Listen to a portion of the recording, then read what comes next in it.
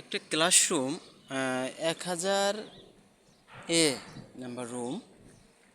ক্লাসটা ওই ভিতরে ইনডোর চলে, রিমোট সিটিং করলাম তাও ঠিক আছে। তো ঠান্ডা বেরোচ্ছে না, বাতাস বেরোচ্ছে কিন্তু ঠান্ডা বের হয় না। পরে আসলাম বাইরে বাইরে এসে দেখি যে আপনার ওই আউটডোর চলে না।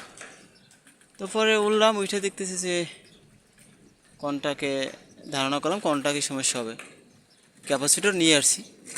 পরে কন্ট্যাক্ট চেঞ্জ করার পর আলহামদুলিল্লাহ চললো, এই আর কি। তো ভিডিওটা দিলাম, সমস্যাটা কোথায় এটা এখন আপনারা বুঝতে পেরেছেন। আমার জন্য একটা শিক্ষণীয় যে আমিও রোগটা ধরতে পারলাম, স্মরণে যেন থাকে, এই জন্য ভিডিওটা করলাম।